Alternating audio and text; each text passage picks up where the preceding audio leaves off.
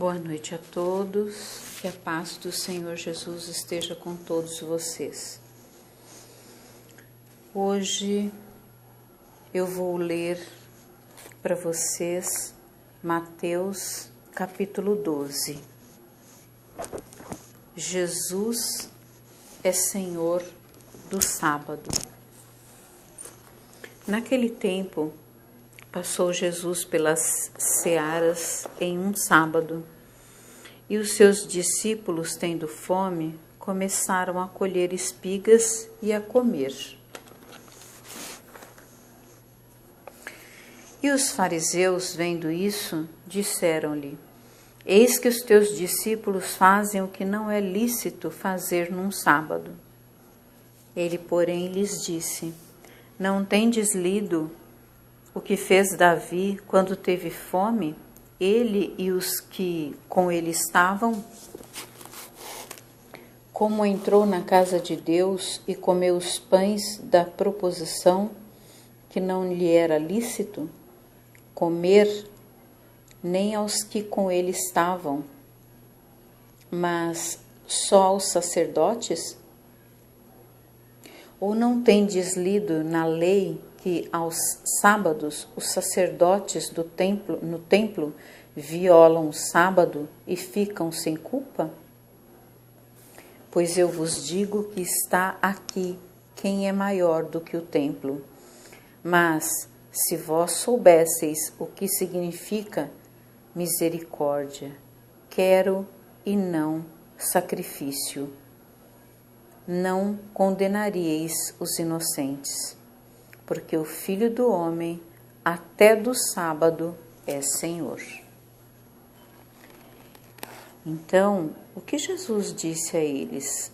Que eles não tinham noção de quem era ele que estava ali perante as pessoas. Era Jesus, era o Cristo, o Filho de Deus. Ele podia tudo, ele era dono de tudo. Então, Deus pode fazer mudanças, Deus pode usar os profetas, como já foi lido em Samuel, usar os profetas em qualquer dia, em qualquer hora. Não tem dia certo. E não tem este sábado que, não posso fazer isso ou aquilo. O sábado é lícito. Assim como os profetas de Jesus comeram as espigas no dia de sábado, porque estavam com fome, Davi e os que estavam com ele comeram da comida do templo. E Jesus fala aqui, ou não tendes lido na lei que aos sábados os sacerdotes no templo violam o sábado e ficam sem culpa?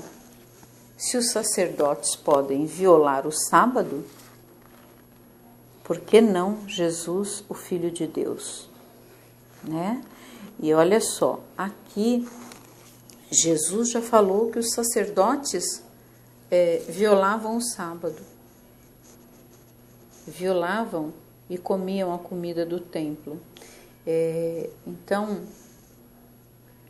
não é porque é um dirigente espiritual, um pastor, um padre, uma freira, um obreiro, uma obreira, ou um líder espiritual de qualquer outra denominação, que eles não têm pecado.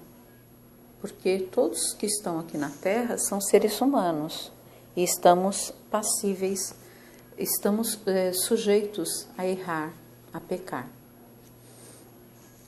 A cura do homem que tinha uma das mãos mirrada. E partindo dali, chegou à sinagoga deles. E estava ali um homem que tinha uma das mãos mirrada. E eles, para acusarem Jesus, o interrogaram, dizendo: É lícito curar nos sábados? Você vê pessoas más, né? Eles ficam futucando o outro para ver se aquela pessoa que faz as coisas certinha, para ver se ela vai fazer algo de errado, né? Hoje aconteceu algo comigo que eu fiquei muito chateada Mas agora, lendo essa leitura, eu estou vendo que Jesus está me dando a resposta para a indignação que eu fiquei hoje.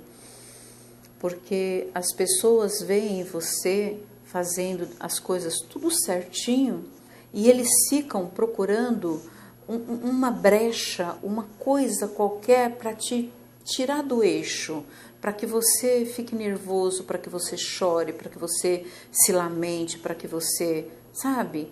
Então, as pessoas, elas, veja, esses mesmos homens que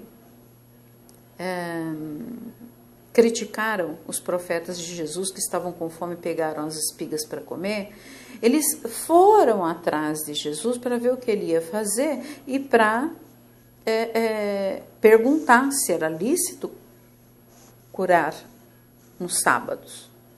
Então, veja, se eles estavam preocupados com o pecado que Jesus poderia cometer e o que fez durante o sábado, eles queriam respostas. Por que ele pode? Por que ele fez? Por que isso? Por que aquilo? Então, aí eu pergunto para vocês, não é lícito curar aos sábados, mas é lícito cuidar da vida do outro, fazer fofoca? Porque tem muita gente que vive assim, ele não consegue viver a vida dele, ele vive a vida do outro, ele vive tomando conta da vida do outro. Então, pessoas que vivem cuidando da vida dos outros, ele não tem tempo de cuidar da sua própria vida. Muitas vezes as pessoas caem em desgraça porque ele cuida tanto da vida do vizinho, da vizinha, do parente X, do parente Y, que ele esquece de cuidar da sua própria casa, esquece de cuidar dos seus filhos. Às vezes os filhos estão se afundando nas drogas, estão se afundando na prostituição, mas a pessoa não vê. Por quê? Porque ela está cuidando da vida dos outros. Então essas coisas, gente, nós temos que nos policiar. Jesus tem um momento que ele fala, orai e vigiai. Não adianta a gente viver com a Bíblia debaixo do braço. Agora sou eu que estou falando. Não adianta, gente, a gente viver com a Bíblia debaixo do braço, ir na igreja toda semana e não ver o que está acontecendo dentro da nossa própria casa. Nós temos que cuidar dos nossos, temos que cuidar da nossa família. E não ficar só cuidando da vida do outro, vendo o defeito da filha do vizinho, do filho do vizinho, e não ver os defeitos dos nossos filhos. Cuidem primeiro de vocês, cuidem de vocês, dos seus cônjuges, dos seus filhos, para depois você cuidar da vida dos outros, né? Continuando aqui. E ele lhes disse, qual dentre vós será o homem que, tendo uma ovelha, se num sábado ela cair numa cova, não lançará a mão dela e a levantará? Olha só, Jesus foi incisivo, né? Então, a segurança de uma criança, ela está fundamentada não... Desculpa, gente, é que eu coloco o relógio para despertar, para eu não esquecer de ler a Bíblia. E às vezes ele desperta e eu estou aqui, na leitura.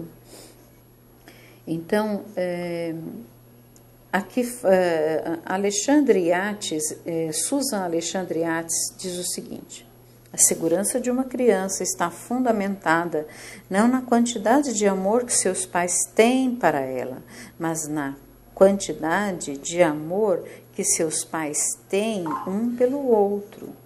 Então, é importante o amor dos pais um pelo outro e é importante o amor que os pais têm pelas crianças, tá?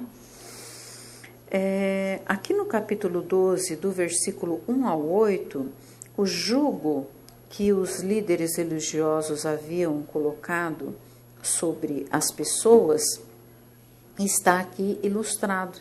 Então, as regras que Deus havia dado sobre o sábado eram poucas e diretas, tá? Então, Deus havia dado regras para o sábado. Por outro lado, os adendos judaicos eram numerosos e detalhados. No centro desse sistema estava a tentativa de manipular a Deus. Olha só, gente. Então, o homem achava que ele podia manipular a Deus. É um absurdo isso. Mas assim, veja, 2000 anos atrás, se hoje nós ainda não temos, eu, por exemplo, não me acho conhecedora dos ensinamentos de Deus, dos ensinamentos de Cristo, então eu acho que naquela época a coisa era muito mais complicada, né? A ideia era, se alguém pudesse manter e cumprir todas as regras adicionais, Deus não teria outra escolha, olha só, não teria outra escolha a não ser abençoar Israel. E Israel até hoje, meu Deus do céu, é motivo de muita discórdia.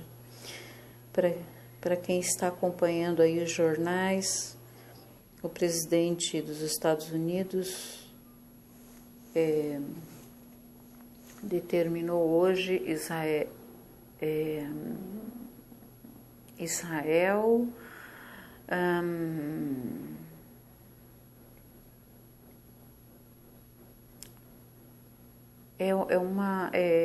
está determinando alguma coisa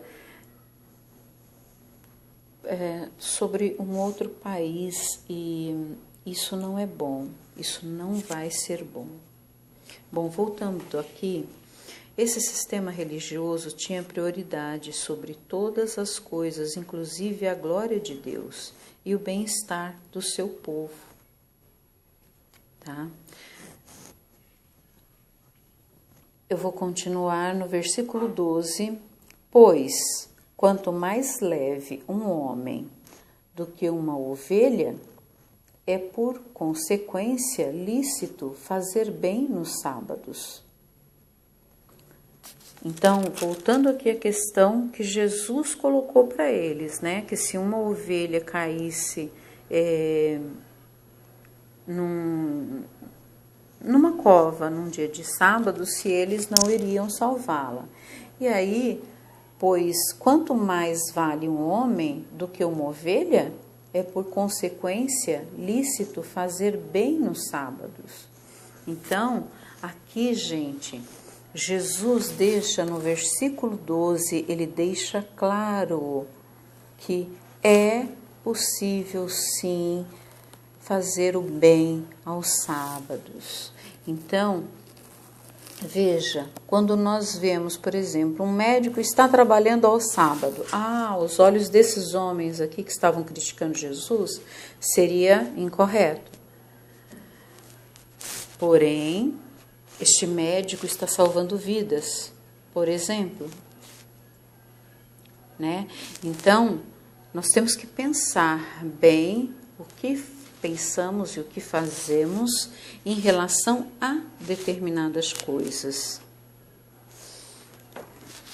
Temos que analisar, né? Temos que refletir, é sempre refletindo, ler e refletir, ler e refletir. E refletir sempre com as nossas ações também. Então disse aquele homem, estende a mão. E ele a estendeu, e ficou sã como a outra. E os fariseus, tendo saído, formaram conselho contra ele, para o matarem. Olha só, Jesus curou um homem, curou a mão que estava mirrada, que estava doente, e os fariseus foram conversar para matar Jesus. Jesus, sabendo isso, retirou-se dali e acompanhou uma grande multidão de gente, e ele curou a todos. Todas as pessoas que tinham alguma doença e que precisava de cura, ele os curou.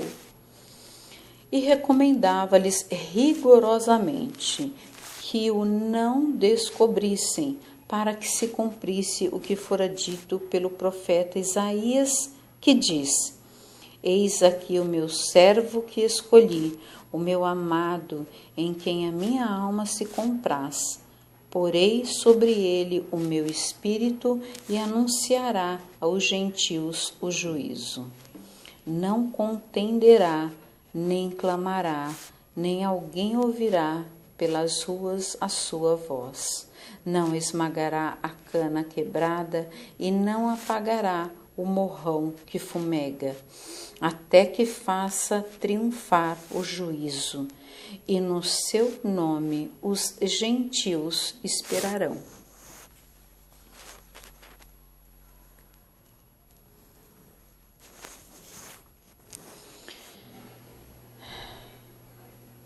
A blasfêmia dos fariseus. Trouxeram-lhe então um endemoniado cego e mudo. Ô judiação! Cego e mudo. E de tal modo o curou, que o cego e mudo falava e via. Imagina!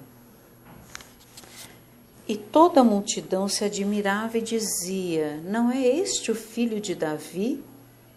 Mas os fariseus, ouvindo isso, diziam: Este não expulsa os demônios, senão por Beelzebu, príncipe dos demônios. Jesus, porém, conhecendo os seus pensamentos, disse-lhes: Todo reino dividido contra si mesmo é devastado. Ai, cada dia que passa eu me apaixono mais por Jesus. E toda cidade ou casa dividida contra si mesma não subsistirá. Por isso que devemos manter nossa família unida, né? Para que a nossa casa não se divida. E se Satanás expulsa a Satanás, está dividido contra si mesmo. Como subsistirá, pois, o seu reino? E se eu expulso os demônios por Beelzebu, por quem os expulsam? Então, os vossos filhos? Portanto, eles mesmos serão os vossos juízes?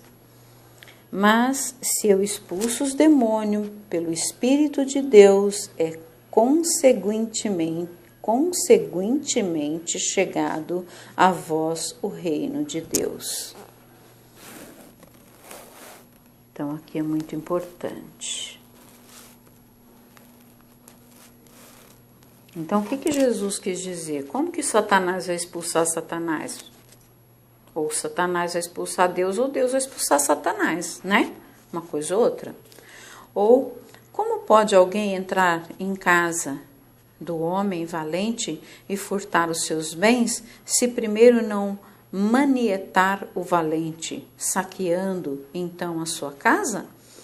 Quem não é comigo é contra mim, e quem comigo não ajunta, espalha. Olha só, vou repetir. Quem não é comigo é contra mim, e quem comigo não ajunta, espalha. Certo? Então, ou você está com Jesus, ou você não está. Se você está com Jesus, você vai juntar, você vai ter mais, porque aqui Jesus deixa claro: quem não é comigo é contra mim, e quem comigo não ajunta, espalha. Se não ajunta com Jesus, vai espalhar tudo. Portanto, eu vos digo, todo pecado e blasfêmia se perdoará aos homens, mas a blasfêmia contra o Espírito não será perdoada aos homens.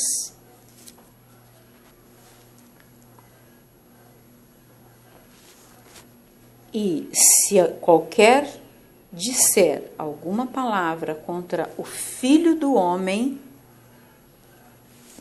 ser-lhe-á perdoado. Mas se alguém falar contra o Espírito Santo, não lhe será perdoado, nem neste século, nem no futuro. Então, queridos irmãos, muito cuidado. As três pessoas da Santíssima Trindade são o Pai, Deus, o Divino Espírito Santo de Deus e nosso Senhor Jesus Cristo. E aqui ele deixa bem claro, quem for contra o Espírito Santo ou quem for contra o Espírito de Deus, jamais será perdoado. Então temos que ter muito cuidado para não pecar e não carregar aí um calvário grande, né? Porque a vida, meus amigos, meus irmãos, é eterna. A vida é eterna, ela não termina aqui. Quando nós morremos, nós temos a vida eterna. Está na Bíblia. Procura aí na Bíblia que você vai encontrar. Certo? Então, a gente tem que se preparar para a vida que nós teremos quando nós formos embora desse mundo. Tá bom? Queridos irmãos, eu vou ficar por aqui. Eu espero que vocês tenham gostado da leitura. E eu espero que quem ouvir essa leitura, que seja curado das suas doenças, das suas dores, que sejam curados da sua intolerância, que seu lar seja restaurado, que sua família seja restaurada. Em nome do Senhor Jesus, fiquem na paz do Senhor Jesus. Amém. Glória a Deus.